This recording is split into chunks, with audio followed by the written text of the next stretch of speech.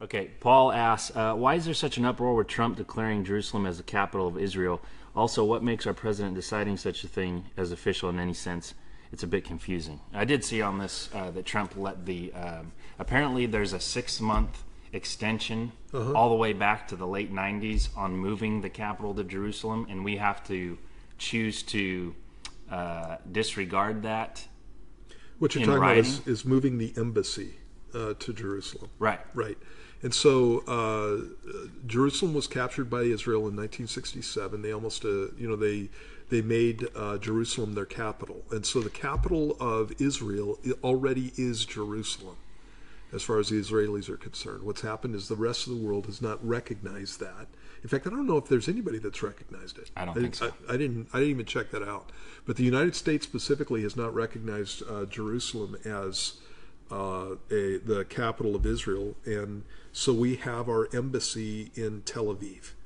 And the reason that we haven't done that is for diplomatic purposes, because there's an ongoing conflict between the Jews and the Arabs in the land of Israel and the Jews and the Arabs outside. Actually, Jews and Muslims. I shouldn't just say Arabs.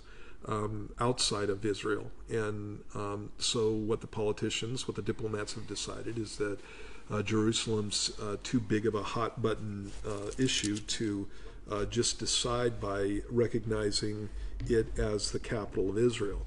And that is one of those things that, again, is in the Bible.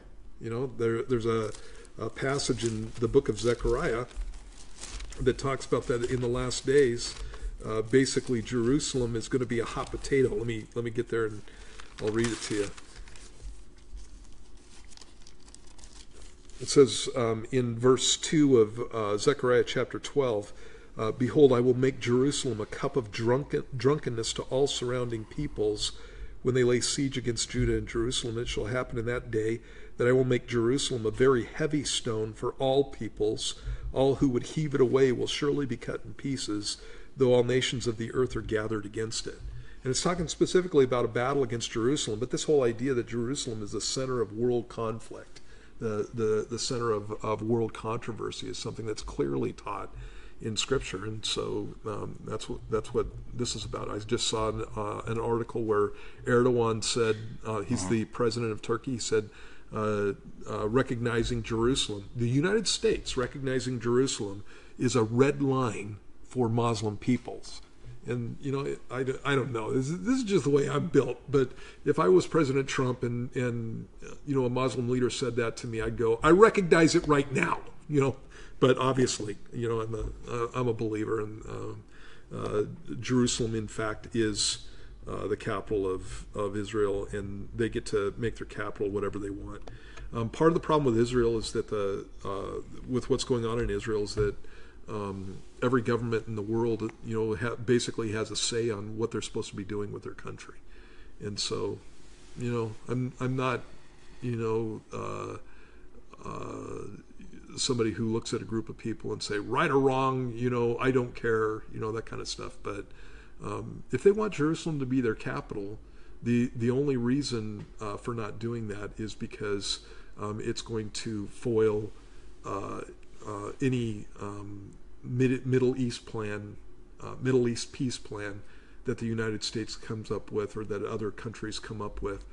And kind of my answer to that is, well, how's that going anyway? Yeah, it doesn't matter. It's like it doesn't matter. I mean, it wasn't not only Erdogan, but a whole bunch of people went off on that, on saying, okay, this is gonna, and they threatened terrorist attack and stuff like that because they don't want to recognize Israel. Right. They want to wipe it off the face of the map anyway. Yeah. But the answer is, what does that change anything? Yeah, it doesn't change anything. That for literally centuries. Yeah, I know. Yeah.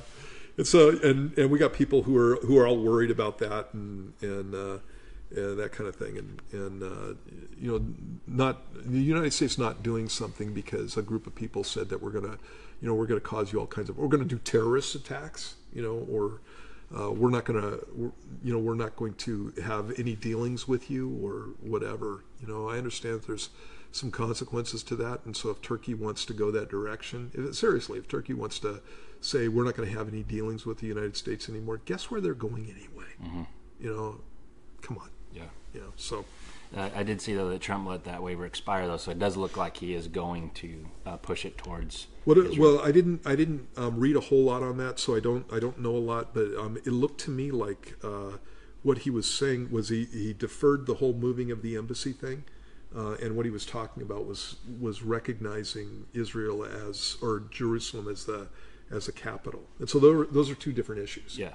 So, but he hasn't made a decision on the embassy yet. But when he ran, he said he was going to do that. Yeah, exactly. So Christians are waiting to see if he's going to honor that. And he's kind of in limbo. Yeah. So, all right, Paul, thanks for posting today. Hopefully that helps.